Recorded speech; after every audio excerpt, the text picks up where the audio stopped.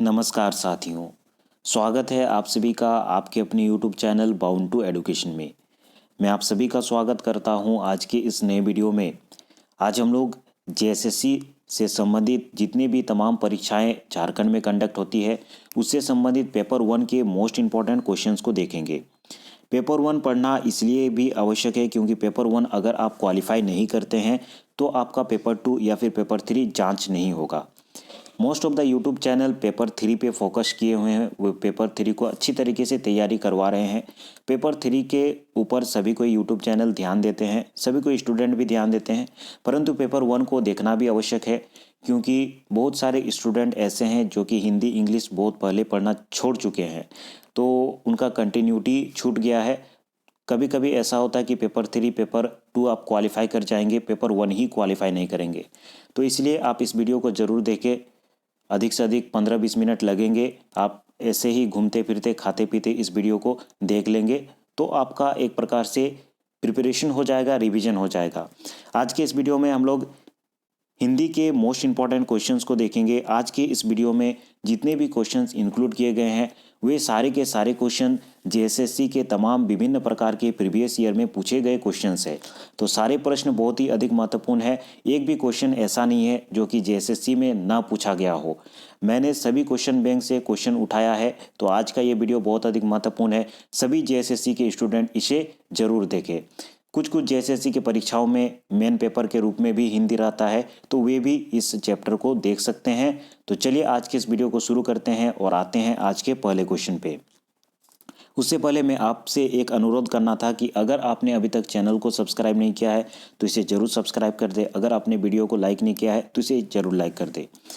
आज के इस वीडियो का पहला क्वेश्चन है, निम्न में से कौन सा वाक्य मिश्र वाक्य नहीं है? यह वही बच्चा है जिसे बैल ने मारा था। एक विज्ञान गोष्ठी हुई जिसमें अनेक वक्ता बोले, वह परिश्रमी ही नहीं वरन ईमानदार भी है। मैंने एक पुस्तक खरीदी जो नहीं है। मैं आपको 5 सेकंड का टाइम दे रहा हूं, उस समय में आप आंसर देने का प्रयास करेंगे। क्वेश्चन नंबर 1 का करेक्ट आंसर हो जाएगा ऑप्शन सी, वह परिश्रमी ही नहीं वरन ईमानदार भी है। ऑप्शन सी आपका करेक्ट आंसर हो जाएगा। ये वाक्य मिश्रित वाक्य नहीं है। ठीक है, नेक्स्ट क्वेश्चन की ओर चलते हैं। क्वेश्चन नंबर 2, बहिर्मुखी शब्द में कौन सा उपसर्ग है? बही, बहिर, बाहिर या फिर बाहिस? चलिए क्वेश्चन नंबर 2 का करेक्ट आंसर दीजिए। उपसर्ग किसे कहते हैं? उपसर्ग किसी शब्दांश के अंत में लग करके शब्द के अर्थ में विशिष्टता ला देता है या फिर शब्द के अर्थ को परिवर्तित कर देता है। तो बहिर्मुखी में हमारा कौन सा करेक्ट आंसर हो जाएगा? ऑप्शन बी बहिर उपसर्ग है। अच्छे से देख लीजिएगा। आगे चलते हैं नेक्स्ट क्वेश्चन की ओर। Question number 3। क्वेश्चन नंबर 3 है, किस शब्द में उपसर्ग नहीं है? जो भी ऑप्शंस दिए गए हैं उसमें आपको बताना है कि ऐसा कौन सा शब्द है जिसमें उपसर्ग नहीं है। अपवाद, पराजय, प्रभाव या फिर ओढ़ना। चलिए क्वेश्चन नंबर 3 का करेक्ट आंसर दीजिए। तो क्वेश्चन नंबर 3 का करेक्ट आंसर हो जाएगा ऑप्शन डी ओढ़ना। तीनों ही शब्द अपवाद, पराजय और प्रभाव, इन तीनों ही शब्द में कुछ ना कुछ उपसर्ग आपको देखने को मिल रहा होगा, लेकिन ओढ़ना जो शब्द है इसमें किसी भी प्रकार का उपसर्ग नहीं है। इसका करेक्ट आंसर होगा ऑप्शन डी। आगे चलते हैं नेक्स्ट क्वेश्चन की ओर। क्वेश्चन नंबर 4, निम्नलिखित में विकारी शब्द कौन सा है? आज, लड़का, इधर या फिर परंतु?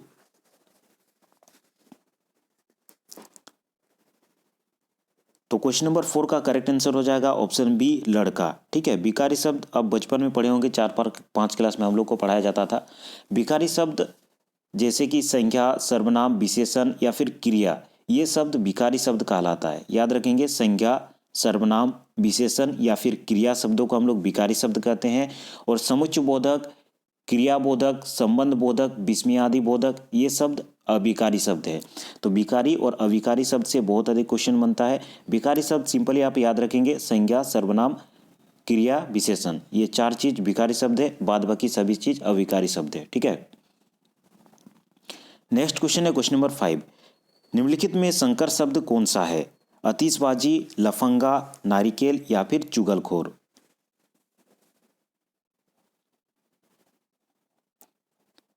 तो इस क्वेश्चन का करेक्ट आंसर हो जाएगा ऑप्शन डी चुगलखोर। संकर शब्द क्या है इसे पहले जान लेते हैं। संकर शब्द अर्थात कि जब दो अलग अलग भाषाओं के मिश्रण से एक शब्द बनता है तो इसे हम लोग संकर शब्द कहते हैं। चुगलखोर दो भाषाओं के शब्दों से बना है, चुगल और खोर। संकर शब्द के अलग और भी एग्जाम्पल होते हैं, जैसे कि रेलगाड़ी दो शब्दों से बना है, रेल और गाड़ी, ठीक है। जांचकर्ता, जांच और कर्ता, इस प्रकार के शब्दों को हम लोग संकर शब्द कहते हैं, ठीक है। नेक्स्ट क्वेश्चन है क्वेश्चन नंबर 6। कहावत शब्द में प्रयुक्त प्रत्यय है हावत, वत, कह या फिर आवत। चलिए क्वेश्चन नंबर 6 का करेक्ट आंसर दीजिए। तो कहावत शब्द में कौन सा प्रत्यय है? प्रत्यय शब्दों के अंत में लगता है और शब्द के अर्थ में विशिष्टता ला देती है या फिर उसके अर्थ को परिवर्तित कर देती है। तो कहावत में कौन सा प्रत्यय है? ऑप्शन डी इसका करेक्ट आंसर हो जाएगा, आवत, ठीक है। ऑप्शन डी इसमें आंसर हो जाएगा। परा उपसर्ग का अर्थ है, परा उपसर्ग का क्या अर्थ होगा? भीतर, उल्टा, बाहिर या फिर आसपास। Question number 7। तो इस क्वेश्चन का करेक्ट आंसर होगा ऑप्शन बी, उल्टा, ठीक है। उल्टा इसका करेक्ट आंसर हो जाएगा। परा उपसर्ग में कौन सा अर्थ होगा? उल्टा इसका करेक्ट आंसर होगा। नेक्स्ट क्वेश्चन की ओर चलते हैं, क्वेश्चन नंबर 8। निम्नलिखित में प्रयुक्त वाक्य का चयन कीजिए, संयुक्त वाक्य का चयन कीजिए। आप बताएं कि आपकी समस्या क्या है। ऑप्शन बी है, मैं तुम्हारे साथ व्यापार करना चाहता हूँ। ऑप्शन सी है, उसने खाना खाया और सो गया। परिश्रम करके सफलता प्राप्त करो। Question number 8।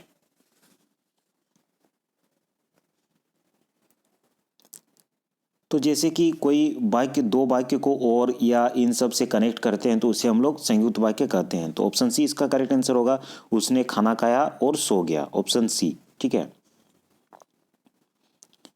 क्वेश्चन नंबर 9 है, इनमें से क्या उपसर्ग नहीं है? अ, चीर, प्रति या फिर इका।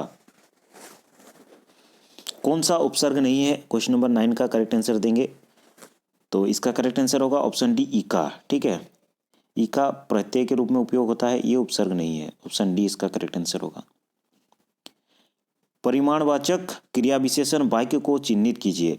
हमें बड़े से आधारपूर्वक बात करनी चाहिए। पानी कल से बरस रही है। रात को कम खाना चाहिए। चिड़िया को बाहर मारे जाने का डर है।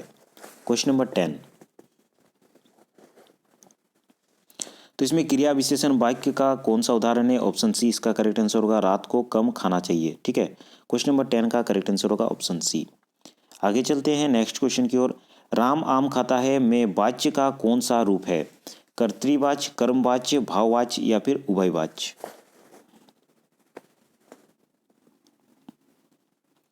राम आम खाता है में वाच्य कौन सा है? ऑप्शन ए इसका करेक्ट आंसर होगा, कर्तृवाच्य, ठीक है। चलिए आगे चलते हैं, क्वेश्चन नंबर 12। निम्नलिखित में मिश्र वाक्य है, मेरे आते ही वर्षा होने लगी। उसने उसके जाने के बाद वर्षा होने लगी। वह घर से निकला और वर्षा होने लगी। ज्यों ही वह घर से निकला वर्षा होने लगी। मिश्र वाक्य कौन सा है आपको बताना है। तो क्वेश्चन नंबर 12 का करेक्ट आंसर हो जाएगा ऑप्शन ए, मेरे आते ही वर्षा हो गई। इस प्रकार के वाक्य मिश्र वाक्य होते हैं, ऑप्शन ए।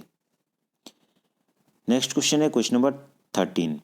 पिता ने समझाया कि सदा सत्य बोलना चाहिए। यह वाक्य उदाहरण है सरल वाक्य का, इच्छावाचक वाक्य का, मिश्र वाक्य का या फिर आज्ञावाचक वाक्य का।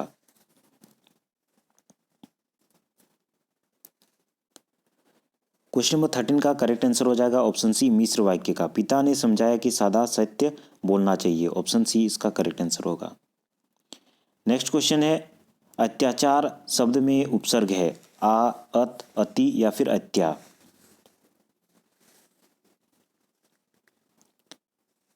तो अत्याचार में कौन सा उपसर्ग हो जाएगा? ऑप्शन डी आपका करेक्ट आंसर हो जाएगा, अत्या, ठीक है। क्वेश्चन नंबर 50 है, अज शब्द को स्त्रीवाचक बनाने के लिए किस प्रत्यय का प्रयोग करना होगा?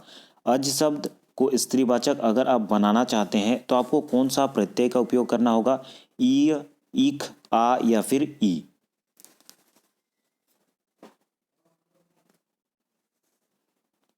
तो अज शब्द को स्त्रीवाचक बनाने के लिए हम लोग आ शब्द का उपयोग करेंगे तो ये स्त्रीवाचक बन जाएगा। तो इसका करेक्ट आंसर होगा ऑप्शन सी, आ, ठीक है। क्वेश्चन नंबर 16 है, जो कवि लोकप्रिय होता है उसका सम्मान सभी करते हैं।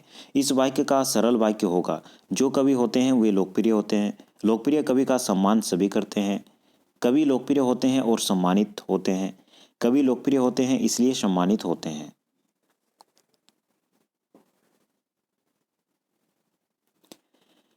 तो एक वाक्य दिया गया है, जो कवि लोकप्रिय होता है उसका सभी सम्मान करते हैं। इसको सरल वाक्य में आपको बदलना है, तो इसका सरल वाक्य क्या हो जाएगा, लोकप्रिय कवि का सम्मान सभी करते हैं। ऑप्शन बी इसका करेक्ट आंसर होगा। ठीक है, चलिए आगे चलते हैं। क्वेश्चन नंबर 17 को देखते हैं। आचार्यों ने कहा कि अहिंसा ही परम धर्म है। संरचना के आधार पर वाक्य के भेद आपको बताना है। ये सरल वाक्य है, उपवाक्य है, संयुक्त वाक्य है या फिर मिश्र वाक्य है। आचार्यों ने कहा कि अहिंसा ही परम धर्म है, ये किस प्रकार का वाक्य का भेद है। तो क्वेश्चन नंबर 17 का करेक्ट आंसर हो जाएगा मिश्र वाक्य। ठीक है, ऑप्शन डी इसका करेक्ट आंसर होगा। क्वेश्चन नंबर 18 है, शब्द होते हैं स्वर एवं व्यंजनों के मेल, ध्वनियों के मेल से बना सार्थक वर्ण समुदाय, स्वरों के मेल या फिर निरर्थक और सार्थक शब्दों के मेल।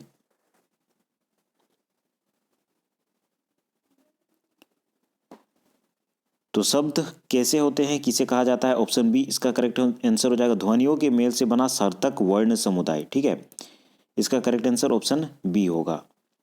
आगे चलते हैं, क्वेश्चन नंबर 19 को देखते हैं। शब्द भाषा की कैसी इकाई है, स्वतंत्र इकाई है, सार्थक इकाई है, स्वतंत्र एवं सार्थक इकाई है, इनमें से कोई नहीं।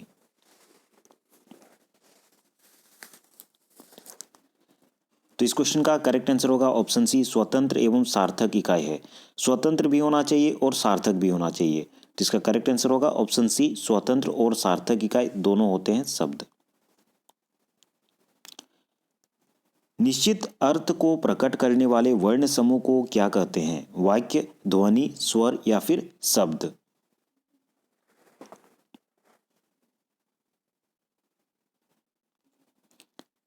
निश्चित अर्थ को प्रकट करने वाले वर्ण समूह अभी हम लोगों ने चर्चा किए, ये किसे कहते हैं, शब्द को कहते हैं। ऑप्शन डी इसका करेक्ट आंसर होगा।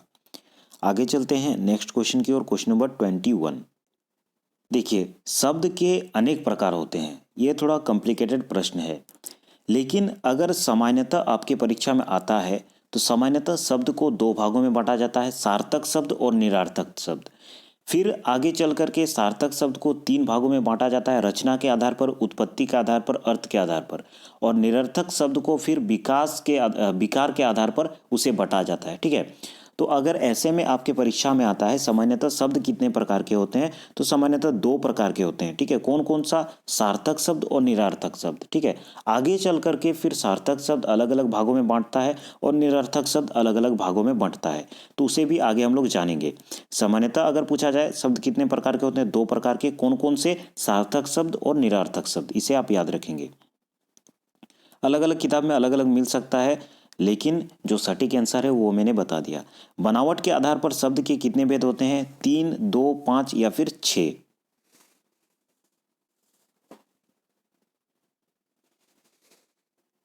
बनावट के आधार पर शब्द के कितने भेद होते हैं, ऑप्शन ए इसका करेक्ट आंसर हो जाएगा 3। इसके नाम भी याद रखें, रूढ़ शब्द। ठीक है, पहला होगा रूढ़ शब्द, दूसरा क्या है, यौगिक शब्द, यौगिक शब्द, और तीसरा क्या हो जाएगा, योगरूढ़ शब्द। ठीक है, योगरूढ़। ये बनावट के आधार पर या फिर रचना के आधार पर भी कह सकते हैं। बनावट के आधार पर शब्द के भेद हैं, रूढ़, यौगिक और योगरूढ़, तीन प्रकार के शब्द होते हैं।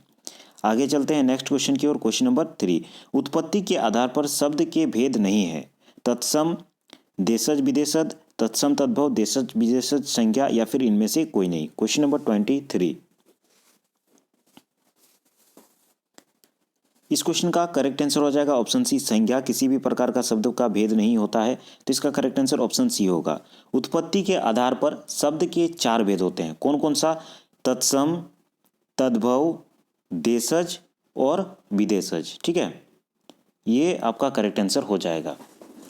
देशज विदेशज एक ही में आता है, और यहाँ पे संकर शब्द एक हो जाएगा, याद रखेंगे। दूसरा में देशज विदेशज आता है, तीसरा में, चौथा में याद रखेंगे संकर शब्द आता है। ठीक है, संकर शब्द, ये भी उत्पत्ति के आधार पर इसका भेद होता है। तो चार भेद होता है, इसे आप याद रखेंगे। नेक्स्ट क्वेश्चन है क्वेश्चन नंबर 24। आगत शब्द से संबंधित है विदेशी शब्द, देशी शब्द, तत्सम शब्द या फिर तद्भव शब्द। तो विदेशी शब्दों को आगत शब्द कहते हैं। ठीक है, आगत शब्द का ही दूसरा नाम है विदेशी शब्द।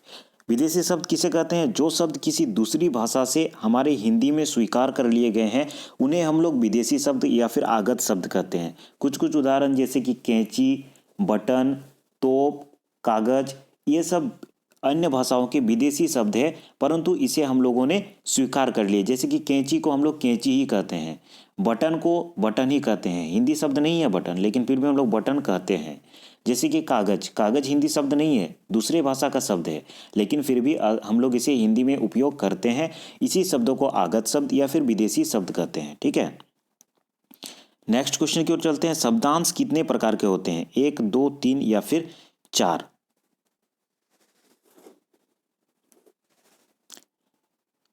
तो इसका करेक्ट आंसर होगा ऑप्शन बी, 2 प्रकार के होते हैं। शब्दांश अर्थात कि वही आपका उपसर्ग और प्रत्यय जो होता है उसी को शब्दांश कहा जाता है। ठीक है, नेक्स्ट क्वेश्चन है क्वेश्चन नंबर 26। रचना के आधार पर रूढ़ शब्द नहीं है, दीन, आंख, विज्ञान या फिर घोड़ा।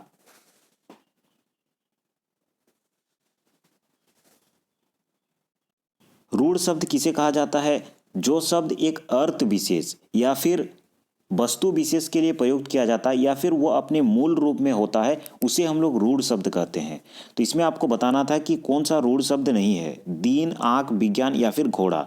तो क्वेश्चन नंबर 26 का जो करेक्ट आंसर है वो हो जाएगा विज्ञान। ठीक है, ऑप्शन सी इसका करेक्ट आंसर होगा। चलिए आगे चलते हैं। Question number 27। योगरूढ़ शब्द की पहचान करें। घर, मुंह, पीताम्बर या फिर सामाजिक।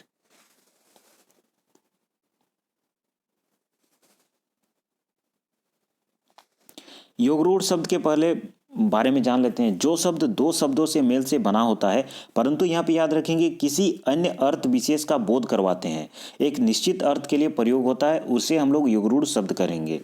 ठीक है, तो इसका करेक्ट आंसर हो जाएगा क्वेश्चन नंबर 27 का ऑप्शन सी, पीताम्बर, जो कि 2 शब्दों के मेल से बना हुआ है और ये किसी तीसरे इसका अर्थ की ओर इंगित कर रहा है। ठीक है, तो इसीलिए हम लोग इसे योगरूढ़ कहेंगे। जैसे कि चारपाई, चारपाई का उपयोग हम लोग क्यों करते हैं? खाट के लिए करते हैं। चारपाई हालांकि बहुत सारे जैसे कि सभी जानवर लगभग हाथी, फिर घोड़ा, बैल, बकरी, इन सब का 4 पैर होते हैं, लेकिन फिर भी हम लोग चारपाई उन लोग को नहीं कहते हैं। चारपाई हम लोग खटिया के लिए या फिर पलंग के लिए ही उपयोग करते हैं, मुख्य रूप से खटिया के लिए उपयोग करते हैं। ठीक है, तो वैसे शब्दों को हम लोग योगरूढ़ शब्द कहेंगे।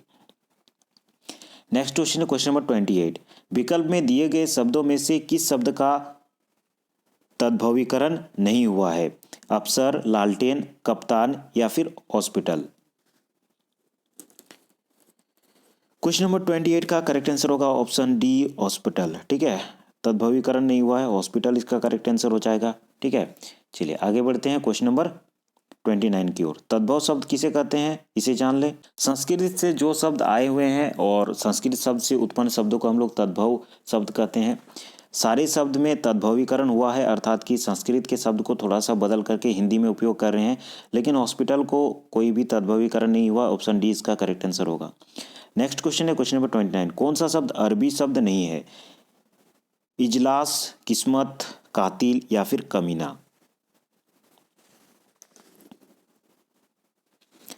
इसका करेक्ट आंसर होगा ऑप्शन डी, कमीना। ये देशज शब्द है, ऑप्शन डी इसका करेक्ट आंसर होगा। नेक्स्ट क्वेश्चन है क्वेश्चन नंबर 30। कौन सा शब्द फारसी शब्द नहीं है? खामोशी, कबूतर, चिराग या फिर हक।